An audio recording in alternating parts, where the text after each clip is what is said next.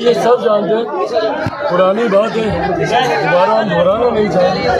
पर हकीकत है कि जिस तरीके से मेरे पिता के निधन के बाद अपनों ने ही अपनी व्यक्तिगत महत्वाकांक्षाओं के लिए परिवार पार्टी को तोड़ने का काम किया, और ऐसे में बिहार के लोग, पासवान समाज के लोग जिस तरीके से सब एक साथ आके सब ने मेरे सर पर आशीर्वाद का हाथ रखा, जिस तरीके से मुझे आगे बढ़ाने का काम किया, तो आज की तारीख में बिहार की 13 करोड़ जनता ही अब मेरा परिवार है। सर, आपने कहा कि जब पिताजी का निधन हुआ तो आपकी माँ और नानी को परिवार से निकाल दिया गया। उस स्थिति में जिस लोगों ने निकाला था उन्हीं पार्टी के साथ आप फिर हैं। भाई ये बहुत ब्लैक एंड वाइट तरीके से आप बोल रहे हैं कि जिन लोगों ने निकाला था, किन की वजह से निकाला गया था।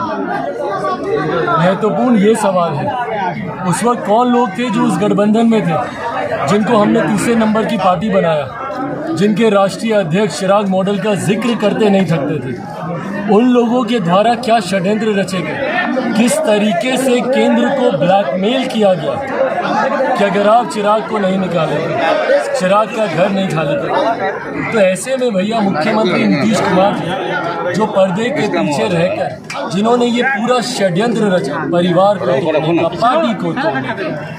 बहरहाल मेरी लड़ाई कोई घर परिवार को लेकर नहीं, मेरे उद्देश्य बड़े हैं। मैं छोटी बातों में अपना समय ना व्यर्थ करूंगा, ना अपना ध्यान उस पर केंद्रित करूंगा। मेरा लक्ष्य बिहार को फर्स्ट और बिहारियों को फर्स्ट बनाना है, उस उद्देश्य के साथ मैं। सर, अभी बिहार का सबसे ज्वलनशील मुद्दा जो है शिक्षक नियुक्ति को लेकर है, और शिक्षक नियुक्ति में जीतन राम मांझी ने बोला है कि यूपी में रामपुर एक विधानसभा क्षेत्र है जहां नीतीश कुमार अपने उम्मीदवार को उतारने जा रहे हैं, उसको ले इस सारे चीज़ों को लेके ज़्यादा विद्यार्थी यूपियों को लिया गया है और बिहार के विद्यार्थियों को ठगा गया है।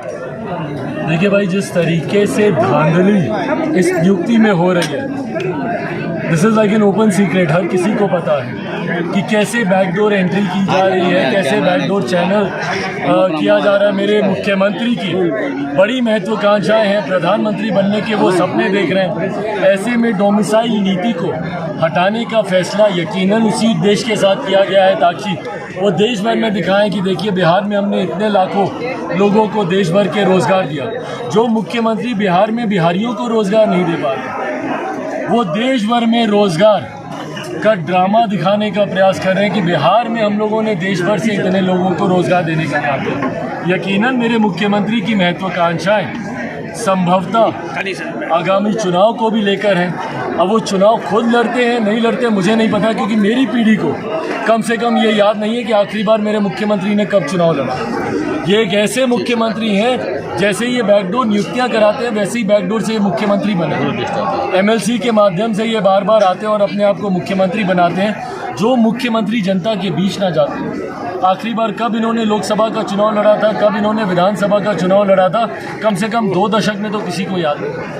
और आखिरी बार जो लड़े भी थे 2 जगह से लड़े थे, एक जगह से हार गए थे। इस बात का डर भी इनको ज़रूर होगा। तो जो मुख्यमंत्री खुद कभी चुनाव ना लड़ते, ऐसे में वो जनता के दर्द को क्या समझेंगे। बट हाँ, आने वाले दिनों में अगर, क्योंकि ये चर्चाओं में चल रहा है कि शायद उत्तर प्रदेश से वो चुनाव लड़ सकते हैं, संभवतः लड़ सकते हैं, क्योंकि बिहार से तो वो नहीं लड़ पाए। बिहार में उनको पता है कि कोई सीट ऐसी नहीं है, इंक्लूडिंग नालंदा, उनका अपना गृह जिले, उनको पता है कि वो वहाँ से भी अगर वो जाके चुनाव लड़ेंगे तब भी उनकी जमानत जब्त होगी। तो जो बिहार की जनता ने जिनको नकार दिया हो, तीसरे नंबर की पार्टी बना दिया हो, वो विकल्प बाकी राज्यों में तलाश करने का प्रयास जरूर कर रहे हैं। क्या मानते हैं कि बीपीएससी शिक्षक बहाली में धांधली हुई है? बिल्कुल धांधली हुई है, लेन देन हुआ। जो मुख्यमंत्री बोलते हैं जीरो टॉलरेंस है हमारा करप्शन को लेके, इस मुख्यमंत्री से ज़्यादा शायद ही किसी और ने करप्शन को टॉलरेट किया।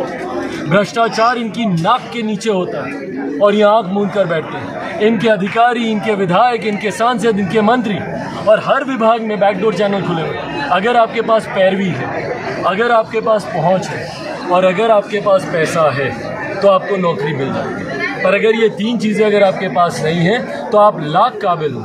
आप जाके देख लीजिए कैसे कैसे लोगों की भर्ती होती है। संभवतः कई तो उसमें से ऐसे हैं जिनको सिग्नेचर तक करना नहीं आता, उन लोगों को नियुक्त किया गया।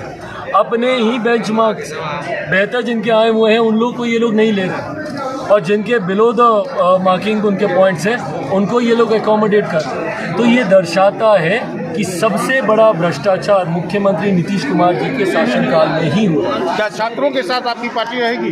बिल्कुल रहेगी भाई।